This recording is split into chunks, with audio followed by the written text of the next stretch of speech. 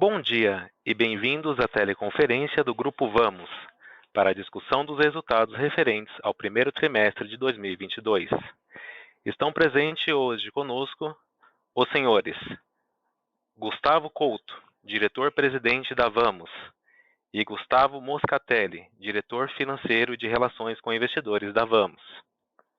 Neste momento, todos os participantes estão conectados apenas como ouvintes, e mais tarde iniciaremos a sessão de perguntas e respostas, quando mais instruções serão fornecidas.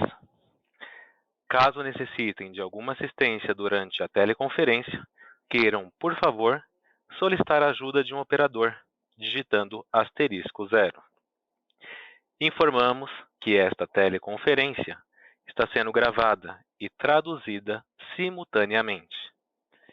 Antes de prosseguir, gostaríamos de esclarecer que eventuais declarações que possam ser feitas durante essa teleconferência relativas às perspectivas de negócios da companhia, projeções e metas operacionais e financeiras constituem-se em crenças e premissas da diretoria da Vamos, bem como em informações atualmente disponíveis para a companhia. Considerações futuras não são garantias de desempenho. Envolvem riscos, incertezas e premissas, pois se referem a eventos futuros e, portanto, depende de circunstâncias que podem ou não ocorrer. As condições econômicas gerais, condições da indústria e outros fatores operacionais podem afetar os resultados futuros da empresa e podem conduzir a resultados que diferem materialmente daqueles expressos em tais considerações futuras. Gostaria agora de passar a palavra ao Sr. Gustavo Couto. Por favor, Sr. Gustavo Couto, pode prosseguir. Muito bom dia a todos. Obrigado por se juntarem a nós para mais uma teleconferência de resultados da Vamos, a primeira referente a 2022. Novamente demonstramos nossa capacidade de crescer com rentabilidade. Iniciamos o ano de 2022 com novos recordes em nossos principais indicadores operacionais e financeiros em um modelo de negócios que está só começando no país. Estamos muito felizes e satisfeitos com a divulgação dos resultados, pois pudemos nos antecipar às necessidades de nossos clientes através de movimentos estratégicos e nos consolidamos cada vez mais como uma alternativa competitiva e conveniente para os nossos clientes renovarem ou expandirem suas frotas de caminhões, máquinas agrícolas, empilhadeiras e linha amarela. Através de um posicionamento único e acessível a empresas de diferentes portes, segmentos e regiões do Brasil, trabalhamos duro e de forma integrada para poder oferecer os nossos serviços de locação, lojas de seminovos, concessionárias e distribuidores a um número de clientes ainda maior. A cada dia, o nosso modelo de negócio se torna mais conhecido, como opção inovadora e ágil para aqueles que precisam expandir ou renovar as suas frotas. Aceleramos ainda mais o nosso ritmo de crescimento nos diferentes segmentos de negócios, com o crescimento da receita líquida, lucro líquido e EBITDA, demonstrando que estamos no caminho certo, mas com a segurança que ainda temos muito a fazer e estamos apenas no início de nosso ciclo de desenvolvimento. Agradecemos pelo trabalho realizado por nossa gente e pela confiança de nossos fornecedores, das instituições financeiras, investidores e especialmente a aliança com os nossos clientes, que permitiu seguirmos crescendo com rentabilidade no primeiro trimestre deste ano. Mesmo com incertezas no cenário global, que teimam em preocupar a todos.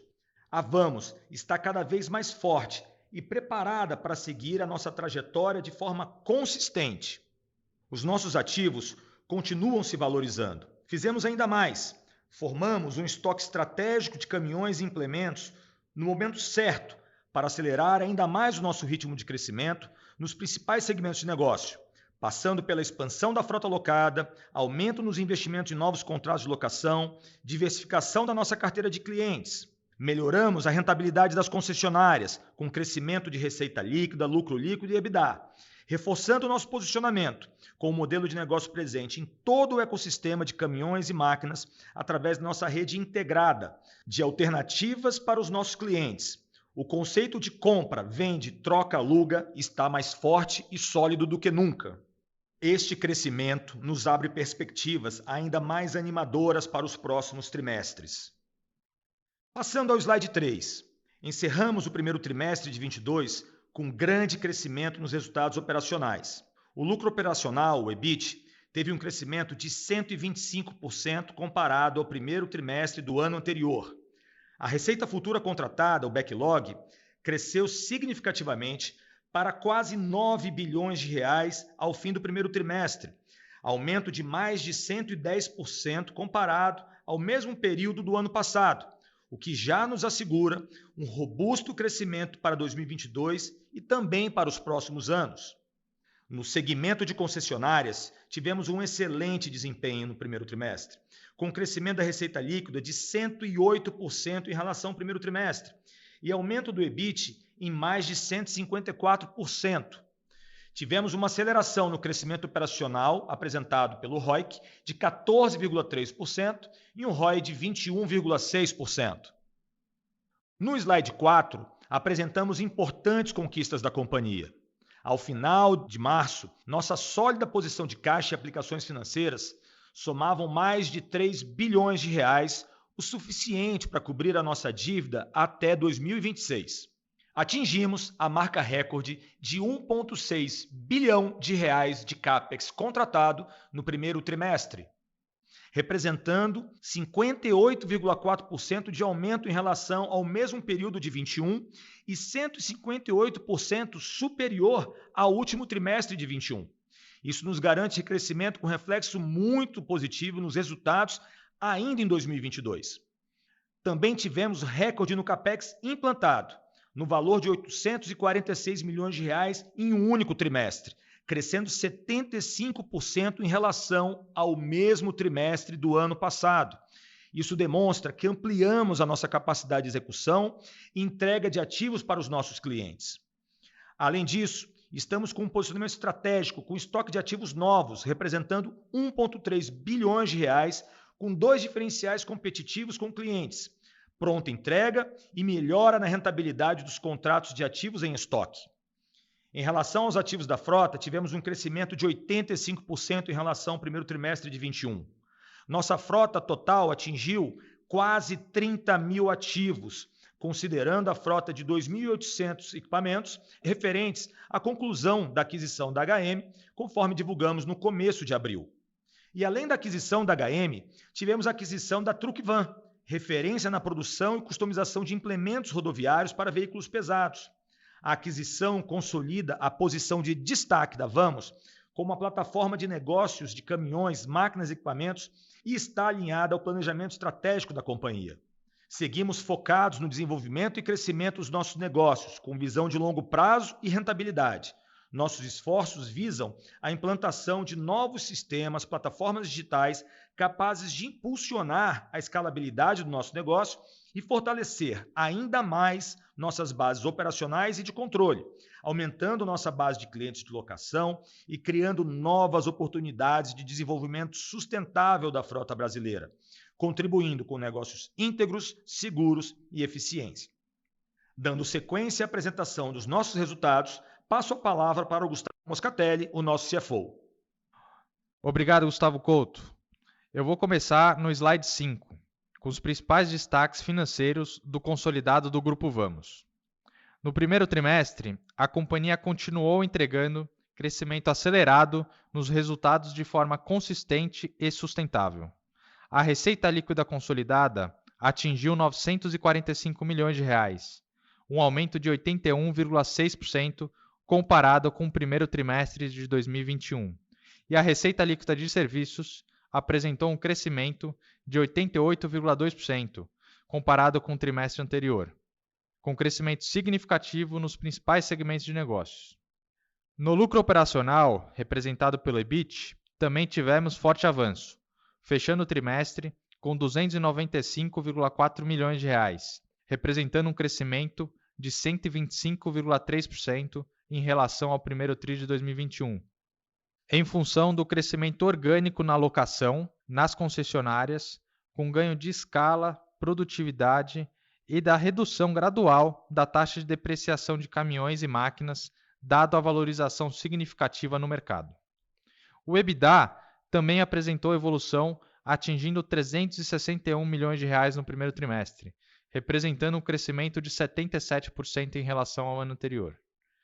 O lucro líquido também foi destaque, onde atingimos a marca recorde de 121,9 milhões de reais no primeiro TRI, o que representa um crescimento de 66,4% em relação ao lucro líquido registrado no primeiro trimestre de 2021.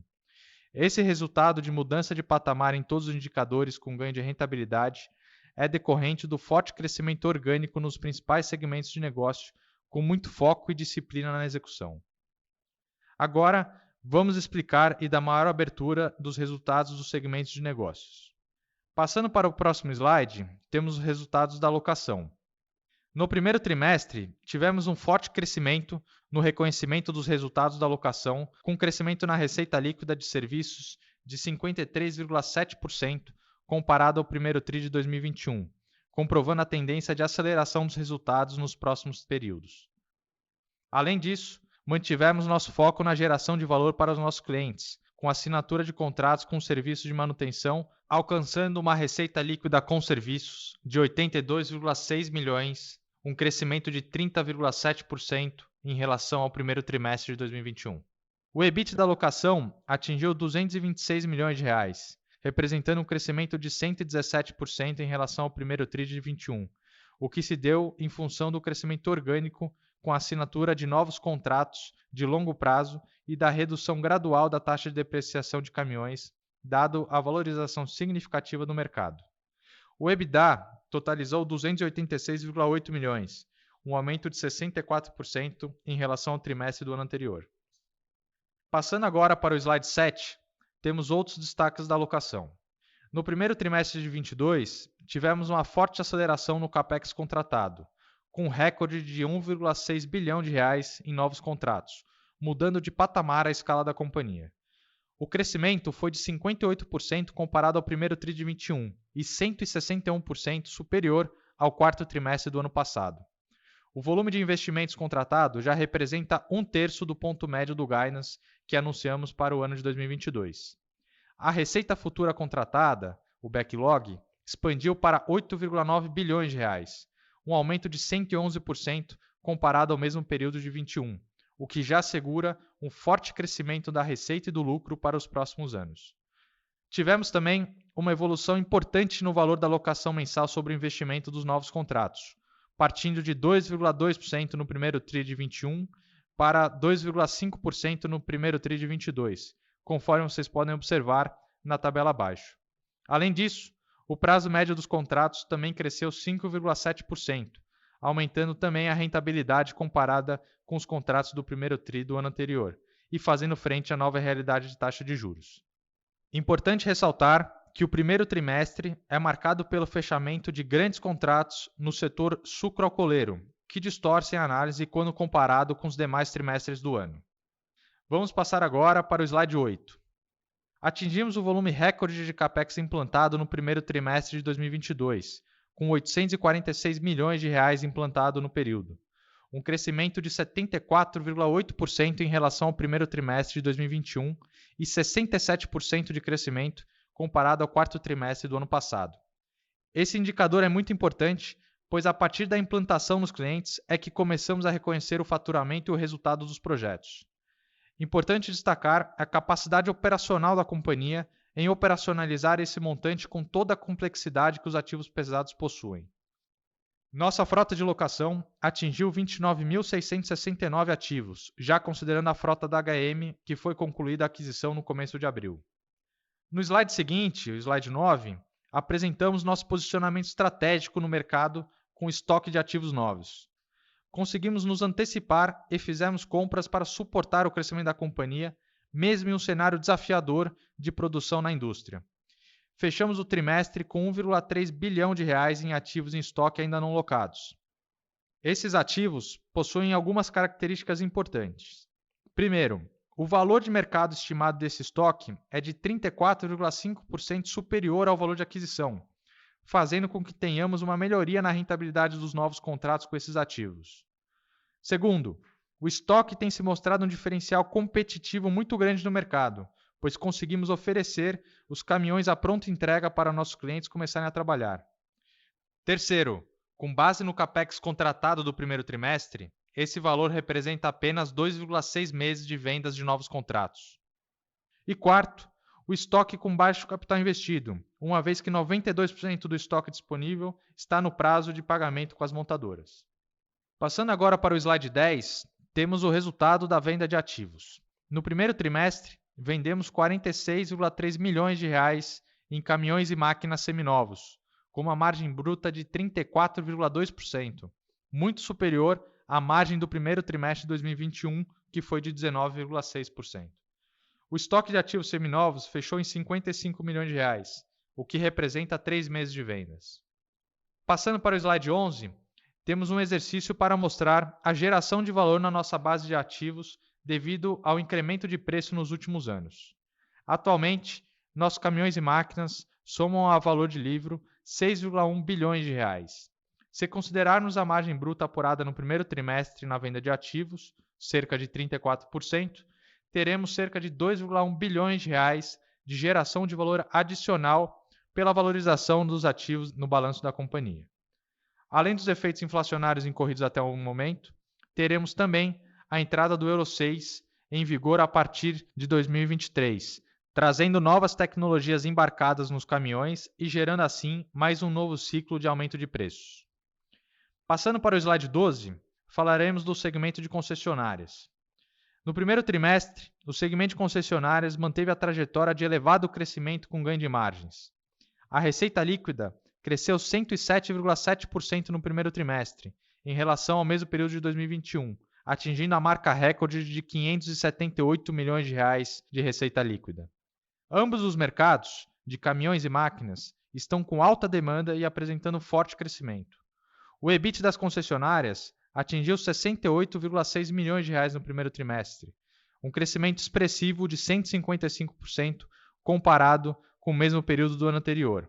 O EBITDA das concessionárias foi de 73 milhões de reais no primeiro tri, 150,3% maior em relação ao mesmo período do ano anterior, e a margem EBITDA atingiu 12,6%, comparado a 10,5% do primeiro tri de 21.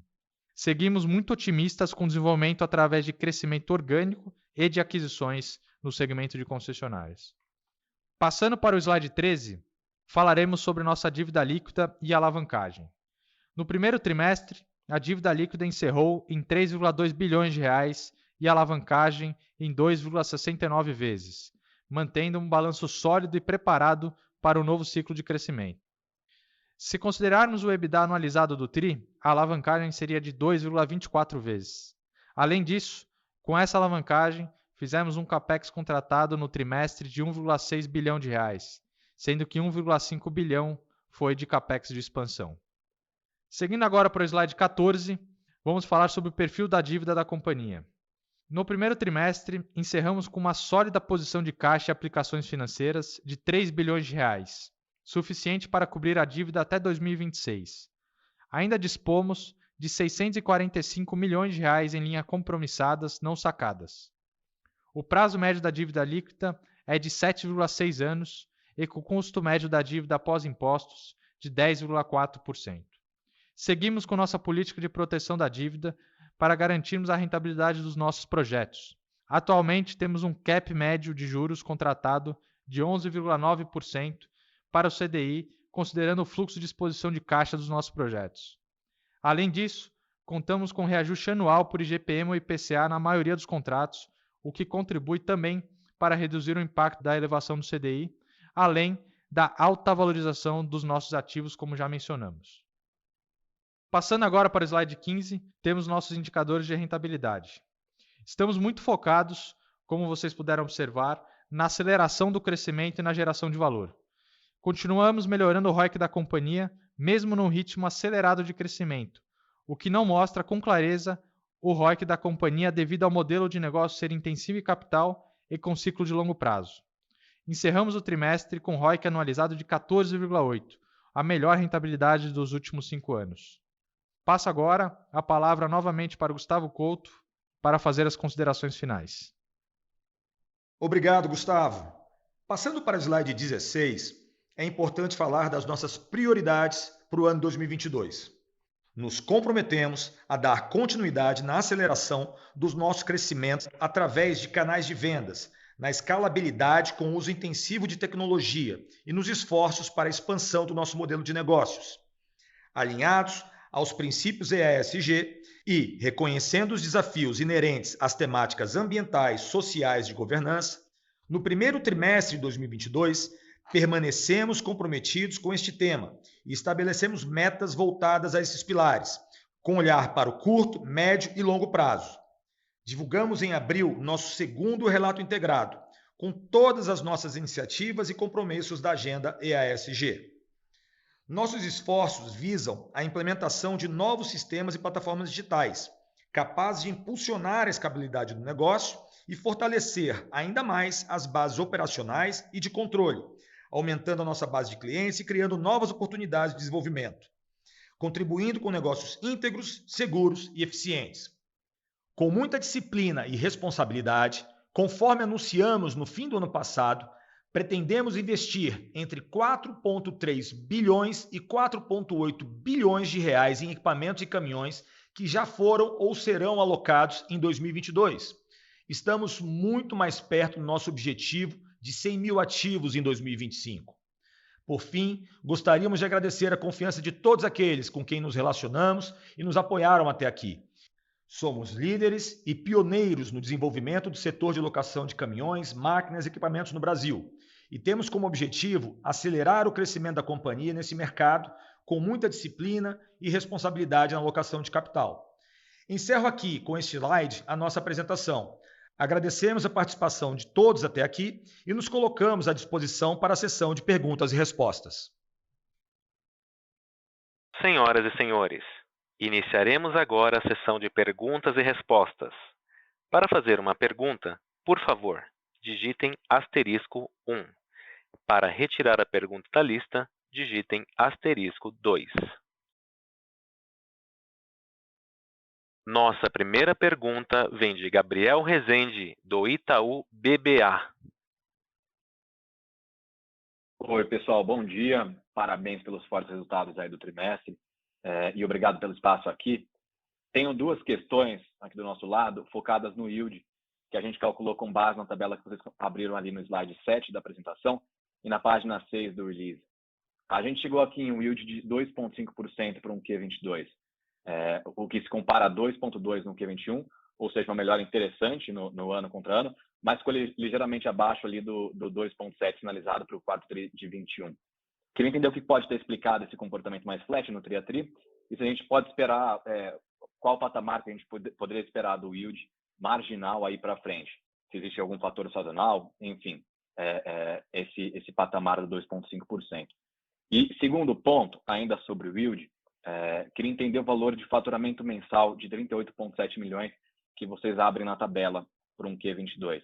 A gente faz uma conta aqui que considera a variação do backlog somado à receita de locação dividido pelo prazo médio de 63 meses, para tentar chegar no que seria o faturamento mensal. Com isso, a gente chega em 36 milhões por mês, ligeiramente abaixo dos 38,7 da tabela.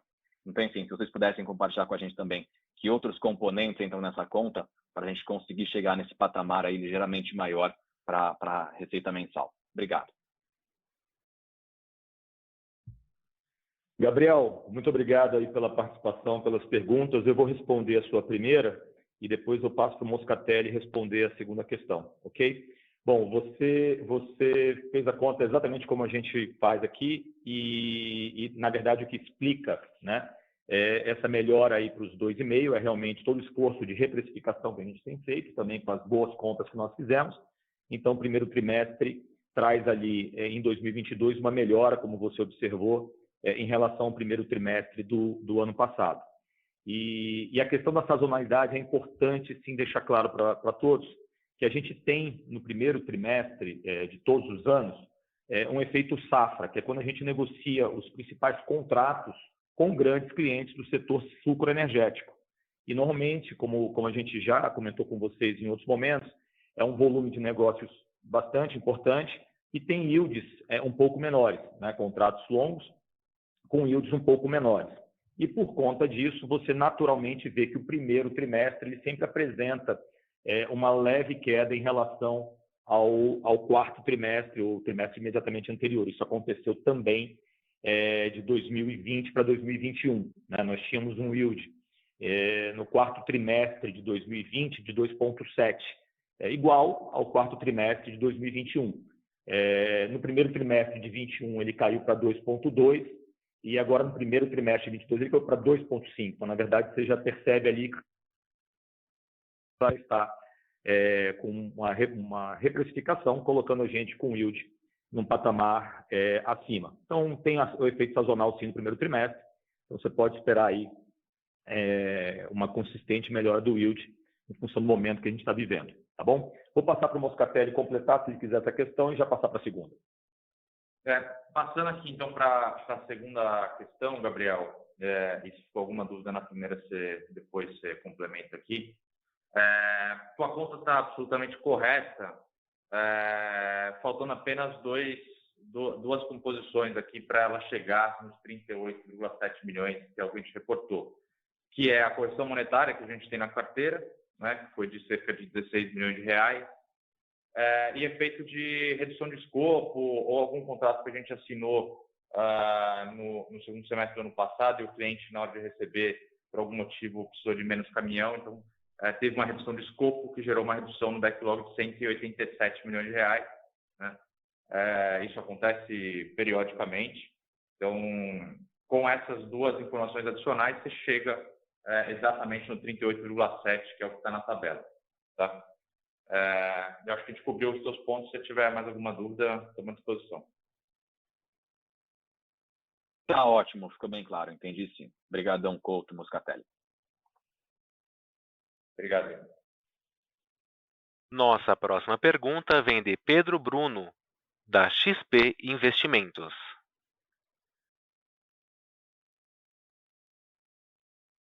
Bom dia, pessoal. Vocês conseguem me ouvir bem? Sim. Joia, obrigado pela pergunta. Eu queria primeiro, são duas aqui, eu queria primeiro fazer um follow-up na pergunta anterior. Vocês explicaram bem sobre a sazonalidade do setor sucroalcooleiro e citaram o volume de contratos, né, estou imaginando aqui um eventual poder de barganha desses clientes com as montadoras e, consequentemente, com vocês. Mas eu queria confirmar se, além disso, não existe um efeito de esses contratos, imagino que eles sejam muito mais concentrados em contratos sem manutenção versus o restante da carteira, que tem um componente relevante de contratos com manutenção. E aí esses contratos, naturalmente, teriam um yield menor, o que não necessariamente representaria uma diferença de rentabilidade relevante. Então, esse é o primeiro follow-up que eu queria fazer, entender se isso tem relevância também e qual que é a consideração que vocês fazem na rentabilidade desses contratos com o setor sucroalcooleiro versus o restante da carteira. E o segundo follow-up é só se vocês podem dividir a relevância desse setor dentro dos 1,6 bilhões que vocês reportaram de CAPEX contratado, que é um número bastante expressivo, quanto do setor sucroalcooleiro representaria desse valor? A minha primeira pergunta são esses dois follow-ups. Obrigado. Pedro, você está correto, né? Ou seja, na verdade, os contratos do sucroenergético, em sua maioria, né, eles não têm serviço de manutenção incluído, e aí, consequentemente, você acaba tendo um yield menor. Isso é tradicionalmente, tá? A gente até tem alguns contratos que incluem manutenção nesse setor, mas eles são poucos, né? São representativos, mas não são tantos contratos assim. Mas, realmente, você tem um yield menor justamente pelo fato de você não ter o serviço de manutenção. Em termos de rentabilidade, a rentabilidade ela segue aqueles padrões que a gente observa aqui historicamente, ou seja, com um spread em relação ao custo de capital, ao custo da dívida, né, preservados. Então, são yields um pouco menores, mas com boa rentabilidade. A gente sempre, dentro daquela TIR média que a gente sempre comenta com vocês, para os setores que a gente faz. E a representatividade está em mais ou menos 35%, né? Que é mais ou menos o que sempre aconteceu também, né? A gente teve no ano passado, foi mais ou menos a mesma coisa, 30%, 35%. Esse ano, então, o setor sucroenergético, desse CAPEX que a gente anunciou de contratado no primeiro TRI, representa aí aproximadamente 35%. Eu não sei se faltou algum comentário em cima das suas questões. Pedro e Moscatelli também, fica à vontade. Ô Pedro, só para ficar claro, então, neste primeiro trimestre, todos os contratos que a gente assinou no setor sucroalcooleiro foram 100% sem serviço de manutenção, tá? Como o Couto comentou, a gente tem alguns contratos no setor com manutenção, mas neste trimestre, especificamente, foi 100% sem manutenção. Não, tá perfeito. Os dois pontos estão bem esclarecidos. Eu queria só fazer um follow-up, que é entender desse CAPEX contratado, ele representou um volume muito grande da expectativa que vocês mesmos têm para o ano, né? Vocês têm um guidance que no ponto médio fica próximo de 4,5 bilhões, um pouquinho mais, e isso já representa mais ou menos um terço desse CAPEX total. A gente sabe que o quarto trimestre tem uma sazonalidade negativa, né, como foi o caso do último trimestre reportado, mas mesmo considerando isso, eu queria entender primeiro como que vocês estão enxergando a atividade comercial no segundo trimestre, para entender esse nível de volume adiante. Acho que já ficou claro que a expectativa é que o yield tenha uma recuperação dada essa sazonalidade, mas eu queria entender em termos de volume também, e como que isso conversa com o guidance do ano de vocês. Obrigado. Pedro, Gustavo Couto falando aqui novamente. Você tem razão, a gente, com o CAPEX contratado que nós anunciamos aí, chegamos a mais ou menos um terço do guidance, do ponto médio do guidance que a gente anunciou no final do ano passado. Ele continua sendo o nosso guidance, né? Mas a gente vai seguir, exemplo que fizemos em outros anos, né? Perseguindo antecipar o máximo possível, né? A contratação de novos clientes no primeiro semestre, porque aí você também, obviamente, antecipa a implantação e, consequentemente, você traz resultados para dentro do ano. Então, esse segue sendo um esforço recorrente da gente, a gente vai continuar fazendo isso. E não tenha dúvida, se a gente eventualmente tiver oportunidade, e essa oportunidade ela é real, porque, já respondendo a outra pergunta, o segundo trimestre vem muito bem, né? Estamos conseguindo fazer contratos e o volume de novos contratos vem seguindo muito forte também. Então, a gente vai sempre tentar antecipar e entregar esse guidance o quanto mais cedo, melhor dentro do ano. Se tiver oportunidade de superar, a gente vai trabalhar para isso e não temos problema nenhum com relação a isso também. Pelo contrário, esse é sempre o nosso objetivo. A gente vem conseguindo fazer isso nos últimos anos, vocês são testemunhas disso, trabalhando com muita disciplina na execução, com muita disciplina em buscar melhora de rentabilidade, e também antecipar esse ciclo de crescimento. Afinal de contas, a oportunidade ela está dada e a gente quer ocupar esse espaço no momento, inclusive, que os nossos clientes têm procurado alternativas para reduzir os seus custos, né? E a locação, como vocês sabem, é essa alternativa. Então, continuamos fortes no segundo trimestre, vamos continuar tentando antecipar o máximo possível a entrega desse volume de investimentos que nós anunciamos previsto para o ano de 2022. E, obviamente, se houver oportunidade, e eu particularmente acredito nisso, confio nessa oportunidade, a gente vai buscar superar o resultado que a gente espera para o ano, superar os nossos orçamentos internos, para que a gente possa trazer notícias positivas ano após ano. Então, esse é o nosso compromisso, é isso que a gente está buscando aqui. Perfeito, muito obrigado pelas respostas. Eu até tenho mais algumas perguntas, mas eu vou dar espaço para os demais aqui e volto no final se elas já não forem respondidas. Obrigado.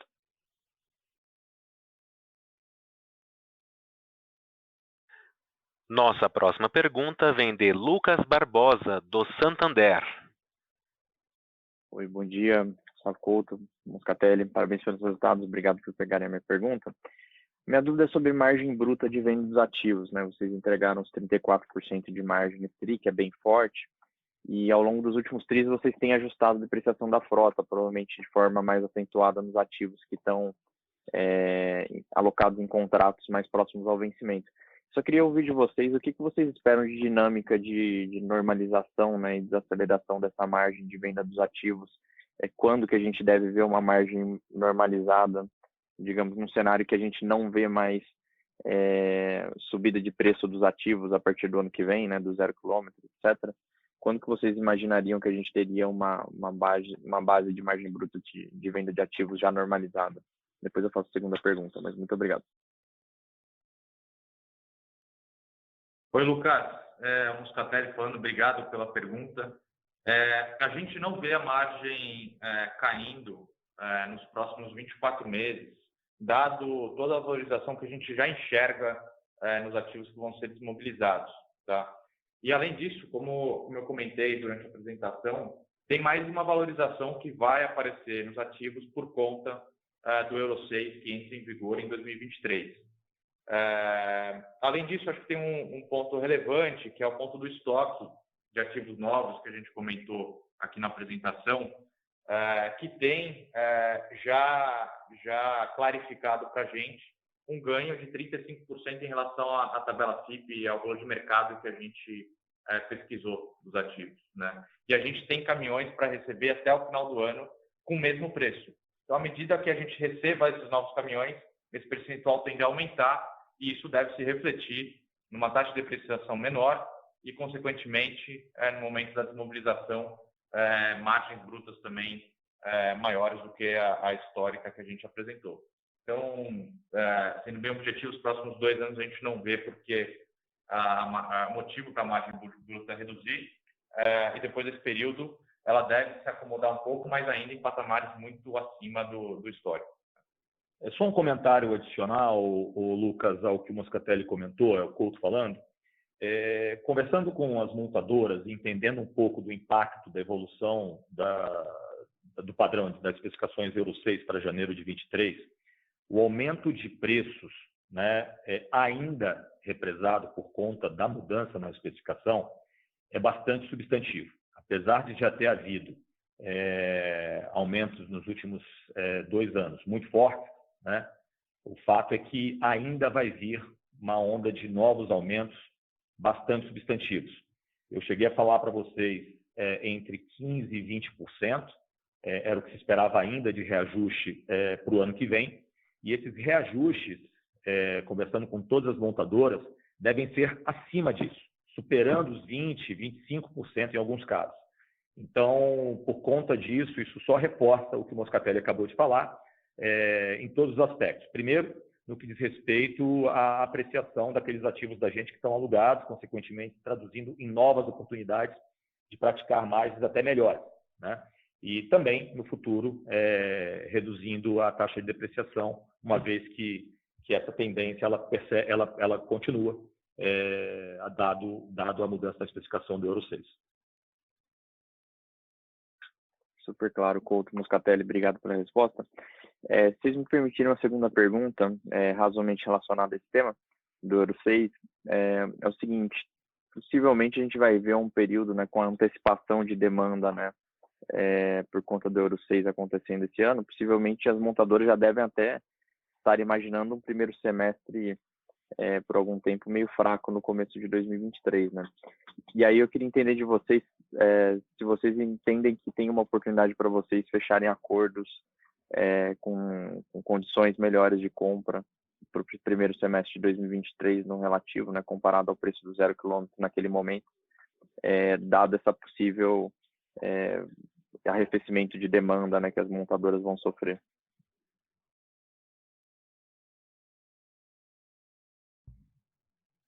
Olha, Lucas, de fato, a gente tem convicção, né, que a demanda dos últimos 2 anos tem sido reprimida, ou seja, existe uma demanda reprimida no atendimento aos pedidos, né, naqueles clientes que ainda buscam o modelo de aquisição. Então, essa demanda está bastante reprimida, o que, nesse momento agora, também está bastante acentuado. Então, a expectativa, dado todos os problemas que estão acontecendo na cadeia produtiva, é de uma manutenção do volume de produção que nós tivemos no ano passado, produção e vendas, né? Ano passado, acima de 3 toneladas, foram 140 mil caminhões e cavalos mecânicos. Esse ano, a expectativa revisada já após todos esses problemas das montadoras, é dos mesmos 140 mil, entre 130 e 140 mil caminhões, né? Com uma demanda, de novo, reprimida. Então, de alguma forma, o fato de você subir o preço nesse patamar no início do ano que vem pode provocar, sim, uma queda no volume de vendas. As montadoras estão estimando aí alguma coisa como 10%. Quando a gente conversa com elas, estimam ali alguma coisa como 10%. Isso é recorrente em toda mudança no padrão das especificações euro, né? Então, só que para o ano que vem, existem dúvidas se essa queda vai ser de apenas 10%, ou se vai ser de 10%, porque pode ser menor do que isso. Por quê? Porque você vem de 2 anos de dificuldade de atendimento da demanda. Então, apesar dos preços estarem bem esticados e vão ficar ainda mais esticados, e aí tem a questão da elasticidade em si, mas, por outro lado, essa demanda ela vem reprimida já há 2 anos. Então, pode ser que essa queda não chegue aos 10%, que estima-se que pode acontecer. Mas não tenha dúvida que nós vamos estar perto das montadoras, reforçando o nosso compromisso com elas, assim como fizemos durante a pandemia, em que o volume caiu drasticamente, a gente foi lá e colocou pedidos firmes com eles e compramos volumes importantes que mantiveram os turnos das fábricas trabalhando. Da mesma maneira, se isso acontecer no primeiro semestre do ano que vem, a gente vai estar lá para suportar e contribuir com as montadoras. Afinal de contas, a gente depende delas, elas dependem da gente, e a gente, então, vai seguir trabalhando muito forte nesse relacionamento com eles, e vamos estar lá, sim, para comprar os volumes que, eventualmente, tiverem oportunidade no início do ano que vem. Não tenha dúvida disso. Perfeito, Couto. Muito obrigado. Bom dia a todos. Nossa próxima pergunta vem de Vitor Mizuzaki, do Bradesco BBI. Oi, bom dia, parabéns pelo resultado. Eu tenho 2 perguntas. A primeira, só voltando o tema com relação ao yield, né, agora do primeiro TRI, dada essa melhora do ano contra ano, né, e como vocês falaram, né, se fizer a comparação TRI contra TRI, teve esse efeito de mix, faz sentido considerar que se você tivesse o mesmo mix, né, do quarto TRI no primeiro TRI, provavelmente a gente estaria falando algo em torno de 3%, né, dado que no quarto TRI estava no patamar de 2,7%. E a segunda pergunta é com relação à consolidação da HM Empilhadeiras, que foi concluído, né, a aquisição agora no começo de abril. Se vocês puderem comentar um pouco o que já foi possível fazer, né, desse processo de integração, de repente refinanciamento de dívida, e o que vocês conseguem enxergar já de potencial cross-selling de clientes. Obrigado. Vitor, Moscatelli falando, você tem toda a razão na sua afirmação do yield. O yield comparável, como você comentou, primeiro TRI com o primeiro TRI do ano passado, né, por conta da sazonalidade do sucro que a gente comentou. E se fosse comparar com o quarto TRI, né, ou seja, excluindo o efeito sazonal do sucro do primeiro TRI, o yield seria próximo de 3,1% neste trimestre, né? Obviamente que essa também não é uma análise completa, você precisa também analisar o mix de contratos com e sem manutenção, mas uma aproximação melhor seria essa que eu comentei, 3,1 contra 2,7. Tá? Com relação à HM, a aprovação do CAD veio agora no começo de abril, né? A gente está agora fazendo todo o processo de integração da companhia. Do ponto de vista do lado financeiro de estrutura de capital, ela tinha próximo de 50 milhões de reais de dívida.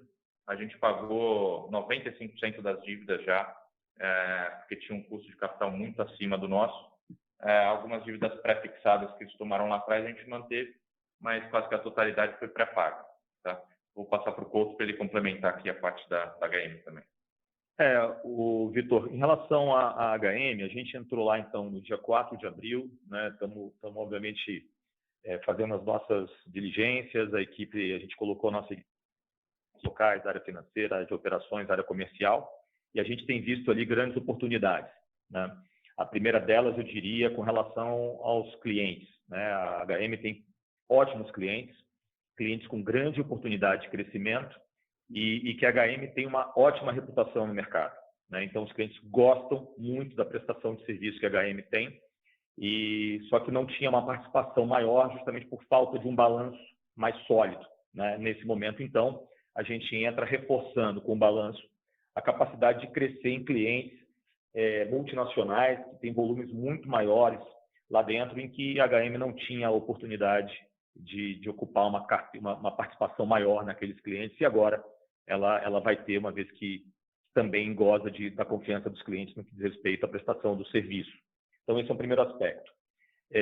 A gente também, né, tem ótimo relacionamento e vem conversando bastante com a Toyota, com a fabricante, e revisando os planos para crescimento também como operação de dealer, né? Porque, inclusive, como dealer Toyota, que agora nós somos, a gente também tem a oportunidade, inclusive, de comprar melhor as empilhadeiras. Então, adicionando volume a um portfólio da Vamos como um todo, que ainda é bastante maior. Então, são muitas as oportunidades que a gente está encontrando.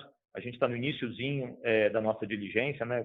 Como eu disse, 4 de abril eu tive o prazer de ir lá conhecer a equipe em mais detalhes, colocamos uma equipe para fazer essa integração. Estamos trabalhando duro ao longo do próximo trimestre aí, eu prometo trazer para vocês mais detalhes, tá bom? Ótimo, obrigado. Nossa próxima pergunta vem de Guilherme Mendes, do JP Morgan. Oi, Couto, Moscatelli, bom dia. Obrigado pelas perguntas. A primeira pergunta, Moscatelli, se puder explorar um pouquinho melhor a estratégia de hedge de juros de vocês. Essa estratégia ela é feita para todos os contratos, sem exceção. E qual é o prazo, né? Eu entendo que acho que são opções de compra, né? Qual que é o prazo dessas opções? É no contrato inteiro, 5 anos, né? Ou um pouco mais curto, que seria o payback de cada contrato.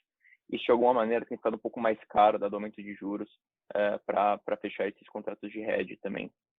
E a segunda pergunta em relação à compra de caminhões, né? Você já falaram um pouco sobre a expectativa para esse ano, mas pensando um pouco para 23, quanto desse crescimento esperado já está de fato contratado aí no cenário de preço um pouco mais razoável, né? Antes desses aumentos esperados?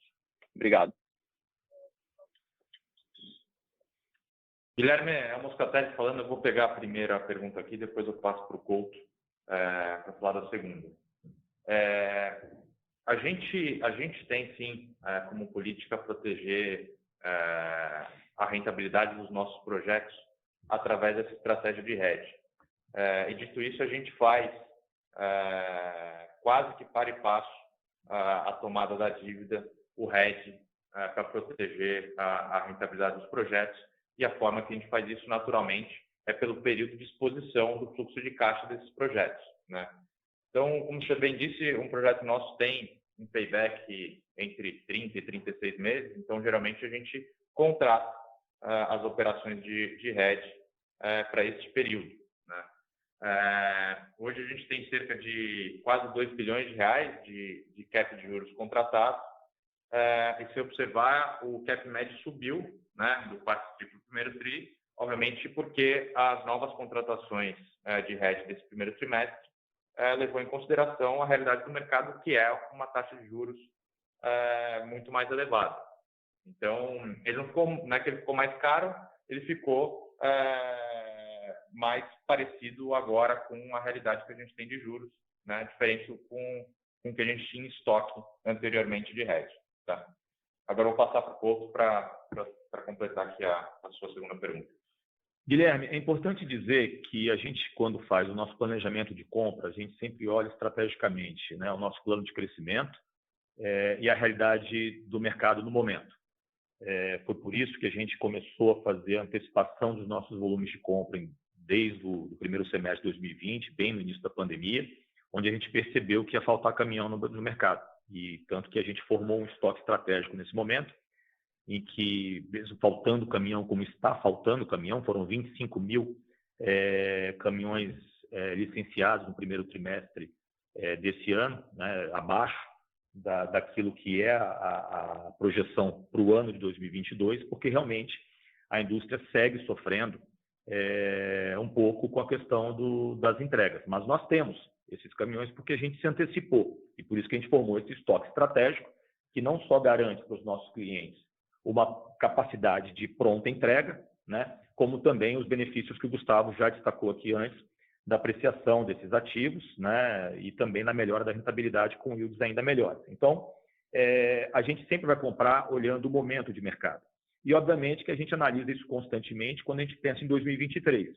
Então, eu não vou abrir aqui para você, nesse momento, o que já está comprado, o que não está comprado, né, para 2023, porque, de novo, é um movimento estratégico, é um movimento que a gente analisa constantemente, recorrentemente, buscando as oportunidades, não só de compra, mas também o momento das montadoras, porque, afinal de contas, como eu disse há pouco, a gente também tem uma preocupação sempre de garantir para eles ali uma continuidade da produção, né? Então, isso a gente faz de forma estratégica. Agora, o que eu quero chamar a atenção para você é o seguinte, com a mudança para o Euro 6, a partir de janeiro do ano que vem, todo veículo que for vendido pelas montadoras tem que ser Euro 6 e vai ter esse aumento que eu falei de 20%, 25% em relação aos preços atuais, né? Estou falando de preços de varejo, não necessariamente os nossos, mas preços de varejo, as montadoras vão ter que subir ali entre 20% e 25% versus o preço atual. E a gente formou um estoque estratégico, né? Que a gente, mesmo com esse ritmo de assinatura de contratos muito grande, a gente comprou o suficiente ali para entrar em 2023 com algum estoque também estratégico de produto Euro 5. Então, a gente vai ter produto Euro 5 a condições muito competitivas, muito atraentes, e que só nós temos, né? Só nós temos a escala, por exemplo, de formar essa posição que a gente formou de estoque a um custo extremamente competitivo, né? Para atender uma demanda do mercado que continua reprimida. Então, de novo, a nossa estratégia de aquisição, né? E aí pode ser com maior ou menor antecedência, né? De compra, continua sendo analisada diariamente. A gente faz isso todos os dias aqui, qual é o melhor momento para cada negócio que a gente tem, né? E pode ter certeza, a gente está entrando num momento muito importante com o estoque certo, comprado em condições únicas e que comprovam ali, mais uma vez, uma capacidade e uma escala diferenciada que só tende a trazer melhores retornos ao longo dos próximos trimestres, tá? Então, é isso que a gente está prevendo aí em termos de estratégia de compra. Espero ter respondido aí da melhor maneira a sua pergunta. Está super claro. Obrigado, Couto Moscatelli. Bom dia. Nossa próxima pergunta vem de Renata Cabral, do Citibank. Oi, pessoal. Bom dia. Obrigada aí por pegar minha pergunta. Eu queria perguntar sobre M&A, né, estratégias de M&A daqui para frente. Vocês já comentaram um pouco, inclusive comentaram sobre mais recente, né, da HM Empilhadeiras. Eu queria voltar um pouco na aquisição da Truckvan. Eu sei que na ocasião vocês já comentaram a respeito, mas agora tiveram, acho que, a oportunidade de conhecer um pouco mais a empresa, então, se vocês puderem falar realmente, assim, das perspectivas, né, que vocês veem, né, da Truckvan ajudando aí a Vamos, né, e vice-versa. E, principalmente, eu queria saber para onde vocês estão olhando, né, para os próximos M&As e qual é a velocidade que vocês estão enxergando, o pace que vocês estão vendo aí daqui para frente. Obrigada. Renata, bom dia, obrigado aí pela sua pergunta. Bom, Renata, a gente tem uma área de M&A na Simpar, que é quem conduz as atividades de M&A para todo o grupo Simpar, todas as empresas do grupo Simpar, como vocês sabem. Então, a gente é bastante ativo, né? A Simpar é bastante ativa e vocês têm visto aí nos últimos anos, em especial, o volume de operações que foram feitas não só na Vamos, mas também nas outras empresas do grupo, né? O que eu posso te dizer em relação a isso, para a Vamos, é que todo o plano que a gente compartilha com vocês de crescimento é orgânico, tá? Ele leva em consideração que nós, na operação, nós no dia a dia, eu, Moscatelli, a nossa diretoria, nós estejamos focados no crescimento orgânico da companhia e as oportunidades que aparecem, como foi o caso da Truckvan e outras que vocês... elas são analisadas e, se surgirem essas oportunidades, no momento adequado a gente discute entre nós e elas são feitas e conduzidas, como eu disse, dentro da área de M&A na Simpar. Mas não temos uma estratégia declarada para isso. Nós não temos uma estratégia dizendo, olha, ou mesmo um objetivo. Eu, por exemplo, eu não tenho, em acordo com o nosso conselho, eu não tenho nenhuma meta, nenhum objetivo, nenhum plano de aquisição ou nenhum target de aquisição de nenhuma empresa. É dessa maneira que a gente trabalha, é dessa maneira que a gente, inclusive, prefere continuar trabalhando, deixando isso muito claro para que as empresas operacionais do Grupo Simpar possam focar nas suas operações. Em relação à Truckvan, que foi uma pergunta que você fez para a gente aqui, a Truckvan saiu de ontem para hoje a aprovação junto ao CAD, então a gente, naturalmente, né, respeitando todo o protocolo, a gente, então, ainda não olhou, né, não podíamos até essa data entrar na operação, como vocês sabem, né? Então, a partir de agora, a gente vai poder analisar. Mas é importante dizer aqui para vocês o seguinte, a Truckvan segue sendo uma empresa independente, o Alcides, que é o fundador, junto com o Flávio, seguem à frente da empresa, com independência e autonomia de gestão, e a gente, da mesma maneira que o Moscatelli deu o exemplo, e eu comentei um pouquinho sobre as oportunidades de HM, a gente também vai fazer uma avaliação junto com os nossos sócios, né? Agora, Alcides e Flávio, e vamos ver aqueles projetos que estavam na gaveta para poder dar suporte à Truckvan para que ela possa desenvolver o seu mercado, né? Ela é uma referência hoje na customização de implementos, lembrando que isso é um aspecto muito importante para a gente quando você pensa do ponto de vista de sinergia, né? Menos pela questão da representatividade. A Truckvan não é líder de mercado na área de implementos, mas quando você pensa em sinergias do nosso negócio, todo caminhão ele tem um implemento, né? Todo caminhão, é muito difícil você alugar um cavalo. Um cavalo mecânico você aluga, às vezes, sem um implemento, mas você falar num caminhão chassi, né? Você tem que botar algum tipo de implemento, né? Então, isso tem grandes sinergias de negócio. Então, a gente está bastante animado, a gente está com uma expectativa muito boa, mas é importante dizer, né? A Vamos tem se tornado um grupo empresarial, cada vez mais. Se vocês olharem, a gente tem ali, dentro do ecossistema, diferentes negócios. O principal, a locação, como vocês sabem, as concessionárias, que vem passando por uma transformação enorme, e nós temos agora 2 negócios que são menores, mas com grande oportunidade de desenvolvimento na área industrial, que é a BNB e agora a Truckvan, a partir agora, então, da aprovação do CAD. Então, estamos ainda no iniciozinho, então, a partir de agora, vamos poder sentar juntos com Alcides e Flávio e o time, para ver as oportunidades que eles têm lá, e a gente vai apoiar aqui, sem sombra de dúvida, mas, de novo, deixando claro que eles têm independência e autonomia para seguir tocando a empresa, agora mais fortes. Perfeito, pessoal. Obrigada. Muito claro.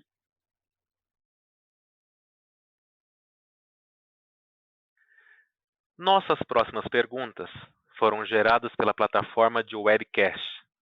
A primeira vem de Rodrigo Faria, da Sul América Investimentos. Bom dia, Couto e Moscatelli. Parabéns pelos fortes resultados. Sobre o forte backlog de 9 bi, ele é 100% efeito de vendas ou tem algum backlog em atraso de outros trimestres? OMS estão conseguindo entregar no prazo? Esse backlog deve aparecer full no DRE quando? Obrigado.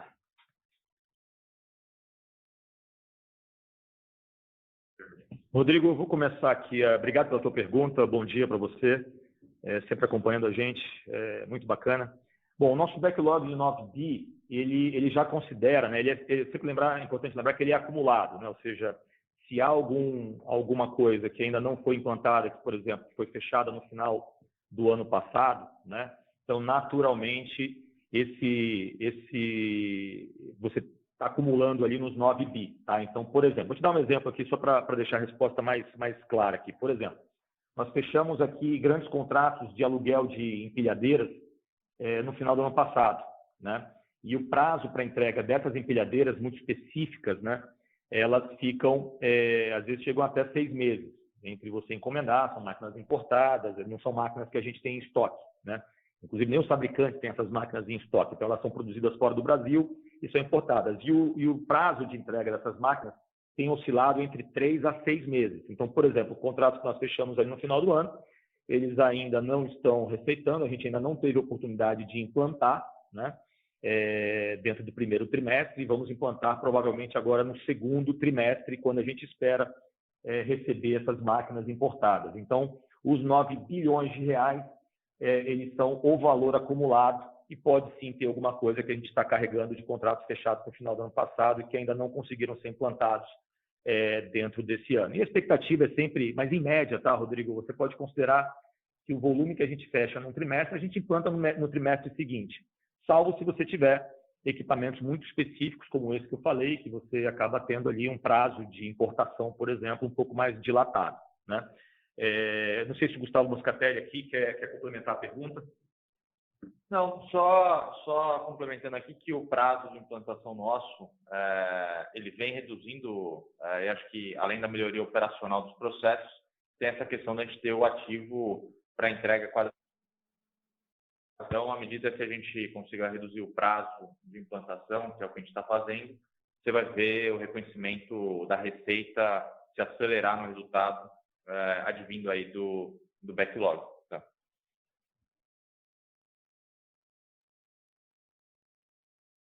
A próxima pergunta foi gerada pelo Sr. Carlos Herrera, de Condor Insider. É a seguinte: com o atual patamar de juros para 2022, a companhia deverá focar em desalavancar? E ele fez duas perguntas, na verdade. Essa é a primeira, e a segunda é: esse patamar de dívida líquida EBI-TDA já considera a aquisição da HM? Se não, qual nível vocês chegarão após o fechamento? Existem ganhos significativos de sinergia para obter? Carlos, é o Moscatelli falando. Obrigado pela pergunta. A gente não está focado em desalavancar a companhia, a gente está focado em crescer a companhia dentro de uma alavancagem saudável. A gente vai desenvolver todo o crescimento que a gente, inclusive, deu um guidance para o mercado no final do ano passado, mantendo uma alavancagem por volta de 3 vezes, que é, na nossa visão, bastante saudável para o modelo de negócio e fluxo de caixa que a gente tem. Tá?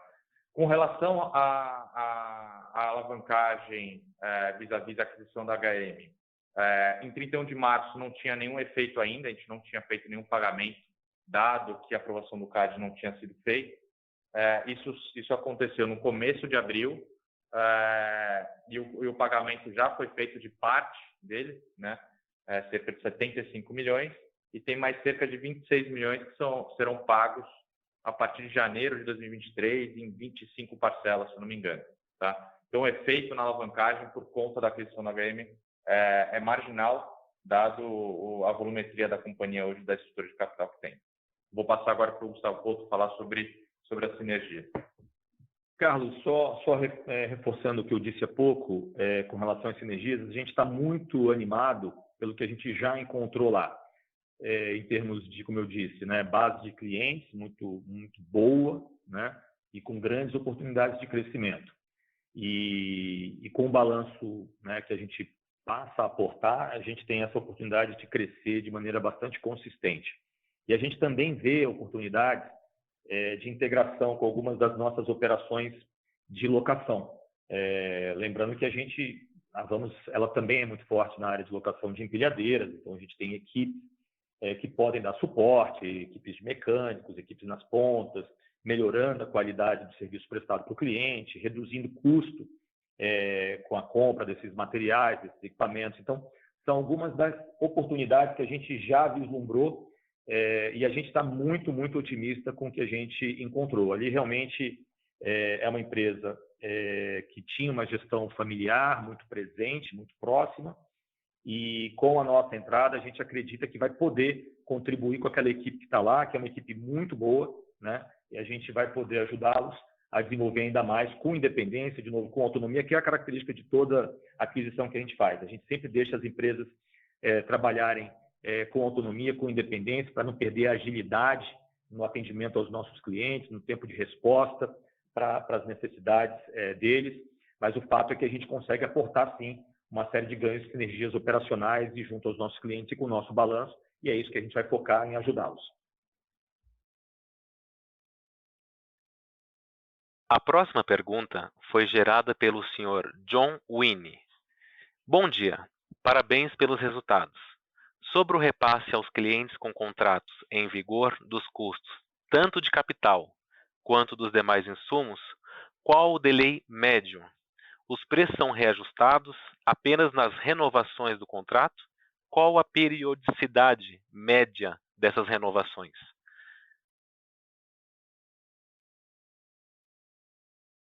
John, muito obrigado pela sua pergunta. A gente tem, na maioria esmagadora dos contratos, uma cláusula de reajuste anual, né, de acordo ou IGPM ou IPCA, depender, ou alguma cesta eventual, né, que é suficiente, pela nossa experiência, por tudo que a gente tem acompanhado, é mais do que suficiente para, né, recompor eventuais aumentos de custos que aconteceram. A gente sabe que pneus aumentou bastante, componentes, algumas peças para manutenção aumentaram bastante e, consequentemente, isso foi normalmente repassado dentro do de maneira que isso não impacta a rentabilidade de maneira alguma, tá? Então, temos aí bons contratos que garantem para a gente o repasse anual de efeitos inflacionários, garantindo, assim, a rentabilidade prevista nos contratos, até com oportunidades de melhora a partir do momento que a gente vai melhorando a nossa operação. Então, nesse aspecto, a gente está bem tranquilo com o repasse dos eventuais efeitos inflacionários. A próxima pergunta foi gerada pelo Sr. Pedro Pimenta, da Eleven Financial. Parabéns pelos resultados. A antecipação do CAPEX para o ano advém mais da alta demanda do mercado ou da busca pela aquisição de ativos mais baratos antes do Euro 6?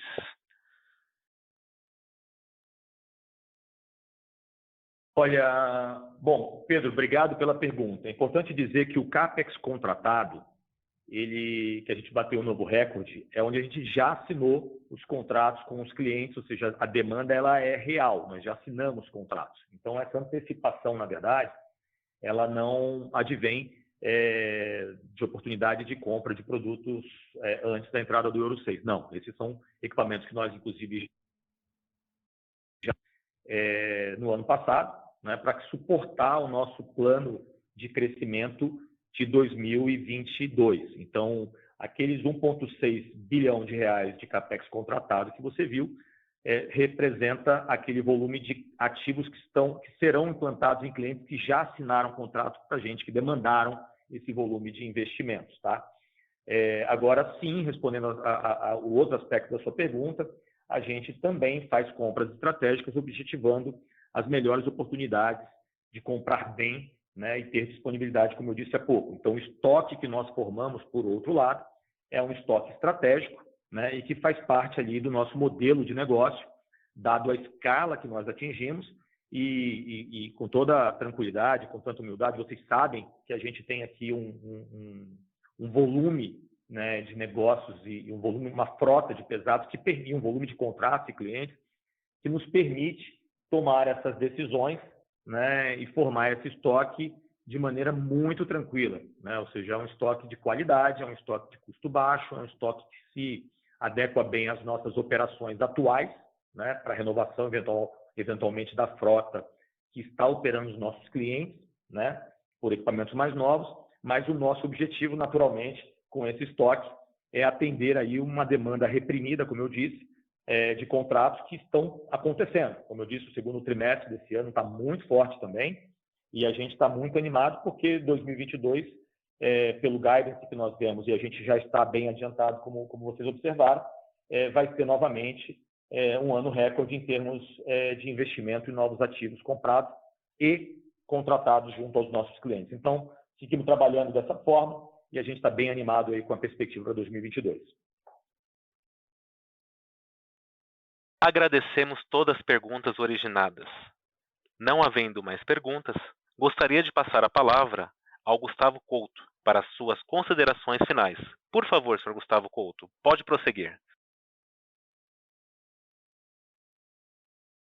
Muito obrigado a todos. Eu queria fazer aqui 4 comentários com vocês que eu acho que são muito relevantes. O primeiro deles é com relação ao nosso negócio de concessionárias. Nós multiplicamos o EBITDA entregue em 2021, no primeiro trimestre de 2021, por 2,5 vezes, chegando num número recorde, e é uma transformação que a equipe de concessionárias tem feito, né? Com uma margem EBITDA que expandiu para 13%. Isso é uma nova empresa. Isso é uma transformação com diversificação de receita e foco em regiões e segmentos de negócio que tendem a crescer muito. O agronegócio ainda não atingiu a maturidade das nossas concessionárias. A Transrio vem buscando uma diversificação de receita surpreendente, com prestação de serviço e pós-vendas, aumentando as suas margens de maneira consistente e sustentável. Da mesma maneira, as nossas concessionárias de linha amarela, que a gente recém começou e ainda também não chegamos na maturação. Então, a gente está muito animado com a transformação e eu sou muito grato a toda a equipe das nossas concessionárias pela transformação de forma sustentável que fizeram no nosso negócio. O segundo aspecto é que o volume, aí falando de locação, o volume de negócios e novos contratos continua crescendo, como vocês puderam observar. Os yields dos novos contratos continuam crescendo, e isso é a garantia de um futuro de retorno garantido, como vocês têm percebido ao longo da nossa história recente aqui na Vamos.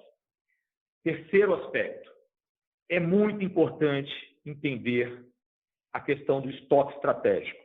Naturalmente, a gente acaba abrindo um pouco aqui a nossa estratégia de compras e de atuação, que às vezes acaba sendo algo que a gente prefere manter um pouco mais de reserva.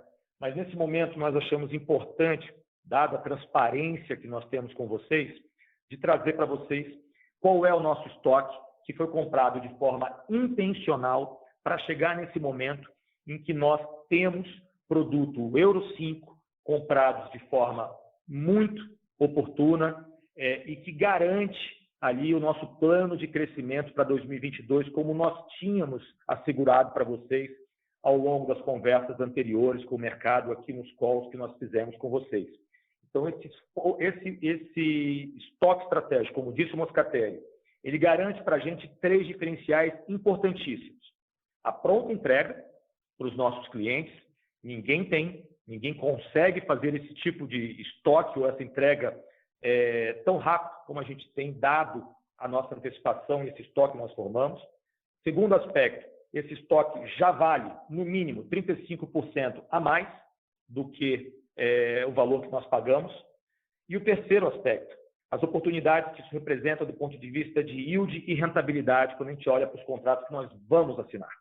Então, mais uma vez, a gente tomou a decisão aqui com bastante cuidado, com bastante responsabilidade de abrir essa informação para vocês, dado a transparência que a gente quer manter sempre com vocês e mostrando um pouquinho de quão acertada tem sido essa estratégia, olhando o desenvolvimento da companhia. E o meu quarto aspecto, para finalizar, eu convido a todos vocês para assistir a partir de amanhã a nossa primeira campanha de mídia televisiva, rádio, de forma mais extensiva. A gente está indo para a televisão pela primeira vez. A gente se preparou ao longo dos últimos 2, 3 anos para estar com controles, processos, para absorver demandas muito maiores, como nós dissemos para vocês. Colocamos a equipe comercial no Brasil inteiro, com canais de vendas preparados para suportar esse momento, onde a gente, então, está indo para a mídia. Então, eu convido a vocês, nos principais canais do Brasil, a partir de amanhã, acompanhar a nossa campanha de mídia, que vai estar nos principais veículos. Então, meu muito obrigado a todos vocês pela confiança, aos nossos clientes, aos nossos fornecedores, à nossa equipe, à nossa gente, que é o verdadeiro ativo da Vamos. O meu muito obrigado e a gente se vê numa próxima reunião de resultados, numa próxima teleconferência de resultados, com certeza. O meu muito obrigado a todos. A teleconferência do Grupo Vamos está encerrada. Agradecemos a participação de todos e tenham um bom dia.